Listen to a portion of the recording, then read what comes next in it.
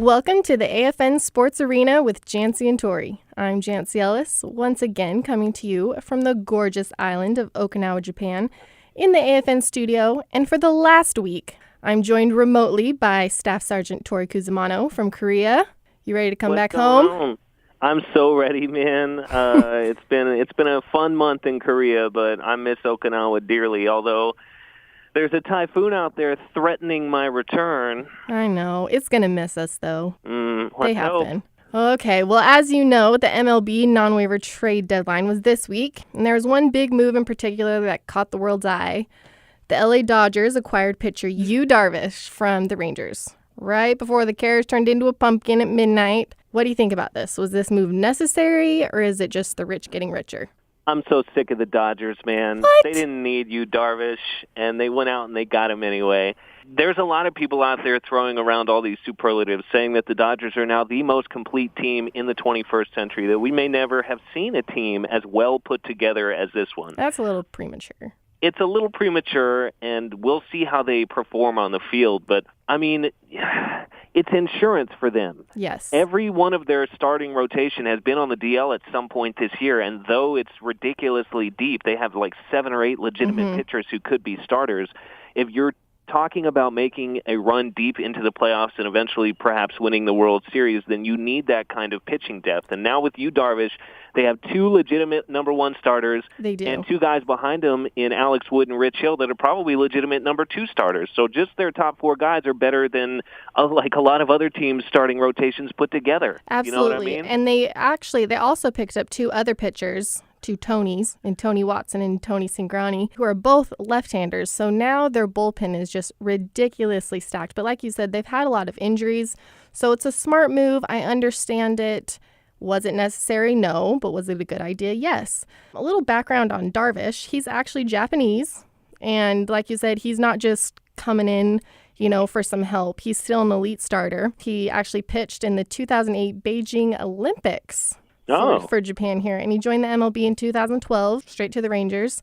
And he reached the 500 strikeout mark in fewer innings than any pitcher in MLB history back in 2014. Yeah, he's got some eye-popping stats for sure. And when you look at American-style power pitchers that Japan has produced, because a lot of pitchers that they have over there, they play the game a little bit different here in Japan. Yep. But in terms of American-style pitchers, Yu Darvish, far and away the best one that Japan has produced. He is. The dude's 6'5", he's a beast, and they were looking, people who track this sort of thing, he's thrown consistently 8 different types of pitches this year. Some pitchers only have one pitch. Which is amazing. Thrown 8 different kinds. Like, the ridiculous amount of talent that he has, I really think he's going to flourish in Los Angeles, where the air is heavy. The ball doesn't always travel as well. Yeah, and he has a 3.42 career ERA coming in right now, which isn't one of the lowest we've seen. But for a starter, that's very respectable. And I think he's going to do a great job. And do you know who else is Japanese and was actually born right here in Okinawa, over there in L.A.? No, tell me. Their manager, Dave Roberts. No kidding. He was born in Okinawa? Yeah, born in Okinawa to a U.S. Marine and a Japanese national. And he was in the MLB for 10 years with 5 teams. And as a player, as an outfielder, he is most known for his huge stolen base in the 2004 ALCS. Do you know what happened that year when he was playing for the Red Sox? Yeah, they won the World Series. They did. They broke the curse. They won, and he kickstarted that drive. So that's what he's known for, and, he is not doing too shabby as a manager. Right I'm now. conflicted now because I hate the Dodgers on the one hand, and on the other hand, I want our hometown Okinawa kid to do well as a manager. You can't help but being a homer, right? That's right. Well, I don't think they really need your support. They're doing quite all right over there. What do you mean? My support means so much. They're on track to have 115 win season. They're already at 74 wins, and the next team in the NL West, Arizona, only has 60. So they're going to be fun to watch. Oh, absolutely. And speaking of, you can catch the LA Dodgers playing the New York Mets this Saturday at 8 a.m. on AFN Sports. I'll be sure to tune in. Okay. And another thing, as I was looking into Dave Roberts, do you know who else of note in the news lately was born in Okinawa? I know you know this one. It's Robert Griffin III. It is. Okay. So what's your verdict on RG3? Will he ever be relevant again? I don't know. I worry that he was maybe a flash in the pan. Yeah. When you look at the way his body's built, he's a skinny dude. He's extremely athletic, but he just isn't built to take the type of punishment that his style of play is going to earn him. Like, when you're running around out there like that, you're going to get beat up. You're going to get hit by these giant defensive players. Exactly. And I don't think he has the talent to be a purely pocket passer. He does have a cannon for an arm, and he has dropped some serious dimes in his day. But I think the time of him being not only a good player, but even a starting player, I think that time is come and gone. Yeah, there's a reason why the longevity quarterbacks like, Manning, Brady, the reason that they last so long is they stay in that pocket. They stay protected. It's very rare to see a guy in his late 30s that runs the field like RG3 did. But he had a magical career at Baylor. And in any other draft, he probably would have gone first overall. But there was a little guy named Andrew Luck back in 2012 who was taken first overall. And then, like we said, he went to the Redskins. He was the offensive rookie of the year with almost a 66% completion rate. It seemed like the sky was the limit for him, but it was all downhill after that once Shanahan left Washington. And Jay Gruden moved back in 2014, and it was just the beginning of the end for him. Gruden wanted RG3 to conform to his system. I personally don't think that he took advantage of the talent that he had in RG3. He could have at least got a few more great seasons out of him. But that, coupled with all of the injuries that RG3 was plagued by, it just opened the door wide open for Kirk Cousins. And we all know how that turned out. I think you hit it on the head there. It's the twofold things that have worked against him. Multiple head coaches and multiple new systems that he's had to learn and sort of conform to. And then that year with Shanahan when he blew out his knee against the Seahawks in the playoffs, like he was just never the same player again after that. And that's one of the more gruesome injuries to watch. Yeah.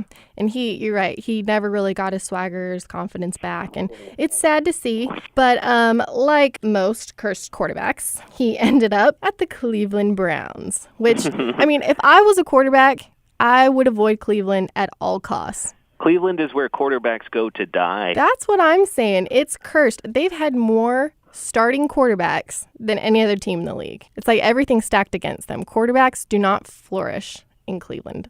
For some reason, he didn't do well there. And so now there's some talk about him possibly heading to the Ravens, but the Ravens are having all kinds of quarterback gossip going on right now with Kaepernick. And, Joe Flacco, he's obviously still amazing, but he has this back injury that's been nagging. And Mallett stepped in camp this last week, and he actually bombed pretty bad. He did not do well. So, I mean, that leaves the question open if RG3 or Kaepernick maybe, despite the controversy, could end up there. What do you think? Do you think he could have a spot in the Ravens? I mean, Flacco's a pretty standard passer. The Ravens don't know what the heck they're doing, first of all. You're right.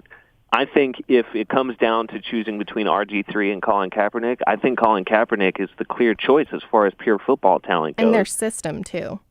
And the Ravens seem to be falling prey to public opinion on this one because they've literally put out a fan poll to ask their fans whether or not they'd be okay with Colin Kaepernick playing football for the Baltimore Ravens, which is really crazy to me because you consider that there are a number of players who have committed real crimes, domestic violence and that sort of thing.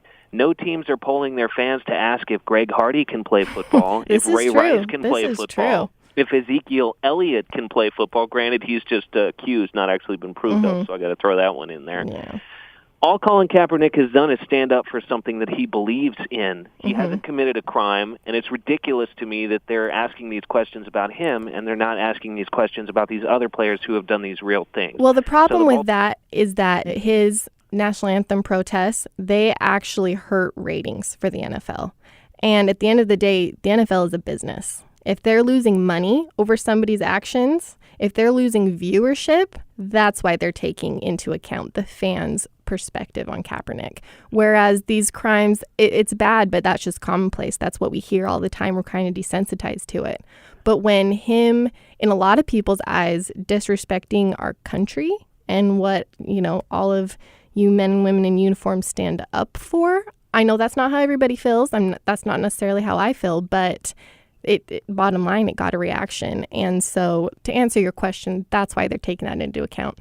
It's about the money. Well, I mean, we'll see what they do. We'll see what the fans think as well. But I think that freedom of speech is as American as it gets, and it's something that we definitely worked hard to protect and defend, everyone stationed in Okinawa.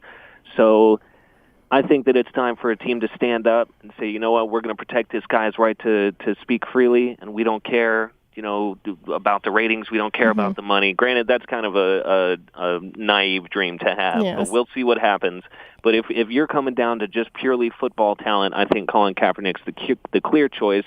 RG3, he's got enough skill, I suppose, to land as a backup somewhere, but it hasn't happened for him yet, and it's just like the light at the end of the tunnel is getting dimmer and dimmer by the second. I know. And once I heard he was going to Cleveland, you're like, oh, not a good omen, not a good omen. So Kaepernick, That's whatever you do, don't go to the Browns. That's my reaction when I hear anybody is going to Cleveland. Like, even if they have like a layover at the Cleveland airport, I'm like, oh, are you sure? Wear a knee brace.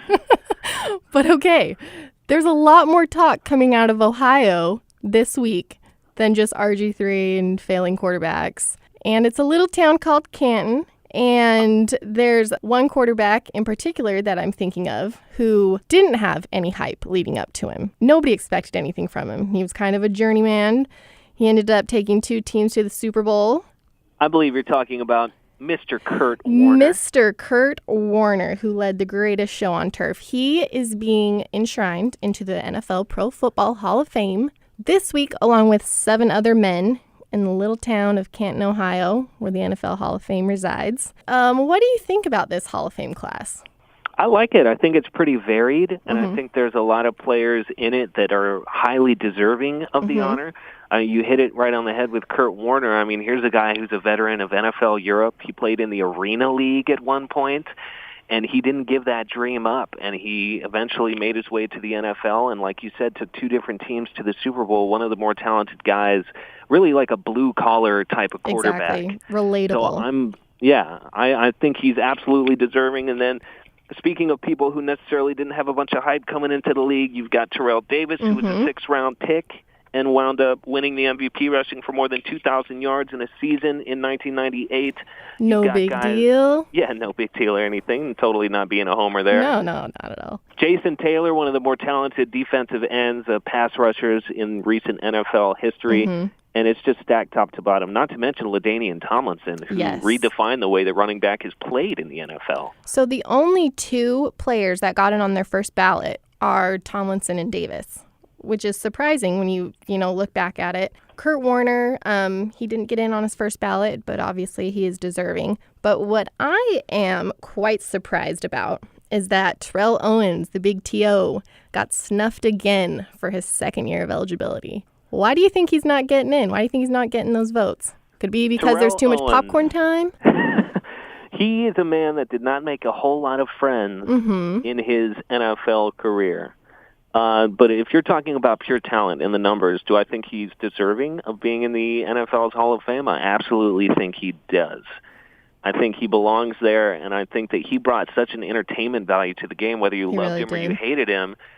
Whatever he did, it was always newsworthy. You always saw him, whether it was before he went to Dallas, going and kind of disrespecting their logo there at midfield and getting blasted by the Cowboys players, then eventually going to the Cowboys, which I thought was very interesting. Yes. But he was a very good player for a very long time and was a big part of a lot of huge NFL moments. And I think that to deny him the Hall of Fame because people maybe didn't like him is disrespectful to the Hall of Fame, the integrity of the Hall of Fame, and the game of football itself. And I think he will eventually get in. It's just a matter of time. So the class this year, there's 7 men. Morton Anderson, the kicker, Terrell Davis, running back, Kenny Easley, safety, Jerry Jones, who's an owner, we'll get back to him in a second, Jason Taylor, like you said, LaDainian Tomlinson, and Kurt Warner. What do you think of Jerry Jones getting inducted right now as an owner? Say what you will about Jerry Jones. Here's another case just like Terrell Owens where a lot of people love him, a lot of people hate him, but his impact on the game and on the NFL as a whole is undeniable. So much of what he's done from a behind-the-scenes standpoint of making the NFL the huge pop culture force that it is today a lot of that is thanks in part to Jerry Jones. Of course, he didn't do it alone, but he deserves it. I'm happy to see him in there. I think he'll go down as one of the most influential owners in NFL history. So I'm all for it. Absolutely. And he's actually the one who negotiated that Fox TV deal back in 1994 that really put the NFL in the limelight in the U.S. There you go. He may be a card-carrying member of my punk list, Jantzee, but he also is a deserving Hall of Fame member. He is the king of many punks on your list. He's the owner of many a punk. And he also made America's team. I mean, won, a few Super Bowls with the Cowboys. It's undeniable what he's done, so I agree. He deserves that honor. But my favorite part of Hall of Fame weekend, it's not the game, it's not, all of the little festivities. It's the speeches in the Enshrinement. Do you watch those every year? I watch the ones, you see the highlights on ESPN and that sort of thing, but if it's somebody that I really would like to hear what they have to say, I'll definitely tune in and watch it. So every year since I was little, I have great memories of this. My dad always made me sit down and watch them with him because these are some of the best speeches and sentiments that I've heard, not only just in sports, but period. Most notably, I'm thinking of Jerry Rice back in 2010. I mean, these guys have some stories, and so I cannot wait to hear Kurt Warner. Like we said, he's been all over, and one of my favorite stories of him that I heard a long time ago was back when he earned a spot in training camp with the Packers behind Brett Favre, and his wife was sitting to a couple guys in the stands watching, and one guy said, hey, who's that guy? Pointing to him. And the other said, oh, him? He's just a camp arm. And she asked Kurt later, her husband, said, what's a camp arm? And he was like, oh, that's great. Camp arm means you're not making the team. You're just there to throw passes. So that could have discouraged a lot of people. And he got that plenty of places.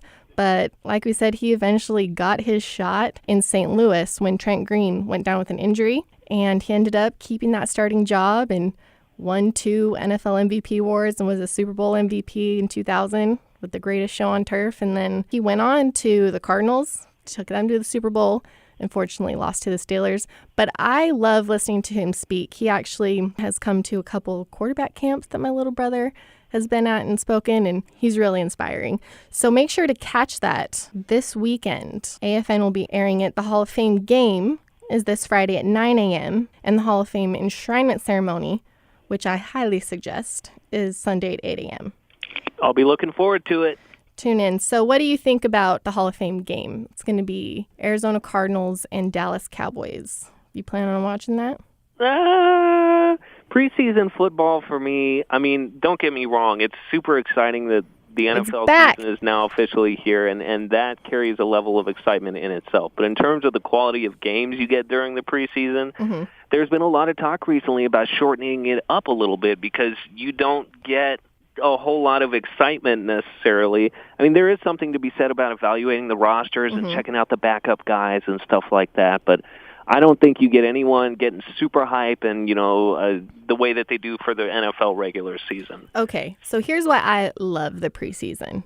It is intense, and it is exciting, and it is drama-filled. More so in past years when they had the specific deadlines for cutting down the roster. I think it was, 96, then 72, then finally that 53-man roster. This year, it's going to be a little different because they're just doing it in one fell swoop where they cut down that 53-man roster. They just have to have it by September 3rd at 4 p.m. So there's going to be a little less drama. We'll see how that plays out in Hard Knocks. But the preseason is essential. So there's 4 games. The first one is pretty much just an extension of practice. Coaches don't really game plan. Most of the time, they don't even get an opposing roster till right before the game. They're just trying to get guys on tape. Okay, and now that they will have a lot more guys, like I said, they're not cutting people away earlier. They don't have to. They might, but it's not league mandated. They're just trying to earn spots, which that's when you see, I mean, you're not going to see your starters. They're not going to get on the field, but you're going to see these guys playing hard. And then the second game, the starters will probably play a few series, usually not past the first quarter. This is mostly for the second team, the backup guys. They can get their reps, and they're trying to just get their system in place.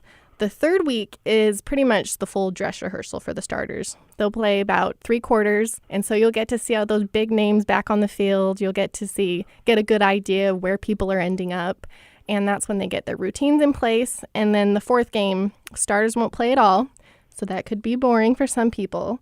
But that's when all of the bubble players are going to be putting it all out on the field to get a spot in one of those rosters. And if you follow any of those stories, there are a lot of really amazing background stories to these players. All of those shows, like I said, Hard Knocks, and all of the documentaries that follow them around. There's all that drama, and I think it's interesting. That's why people watch sports. They love the human drama. They love the storylines and the stories that these people have and that these teams have and stuff like that. And the preseason's a chance to get to know some of the players that you might not necessarily get to know a whole lot of during the regular season.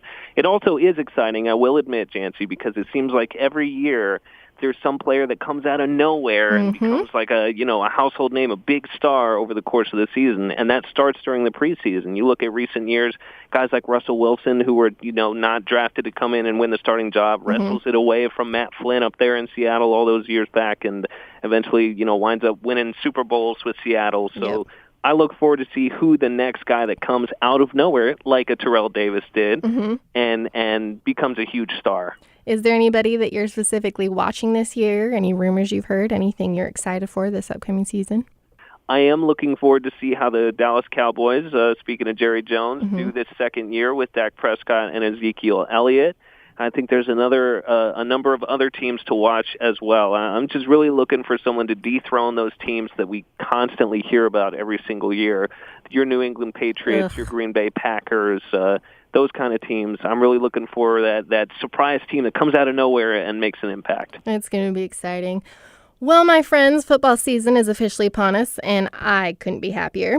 But that's going to have to do it for us today. Thanks for joining us in the AFN Sports Arena. I'm Jantzee Ellis, and he's the Air Force Staff Sergeant Tori Cusimano. Have a great week, and don't forget, you have to look good to play good.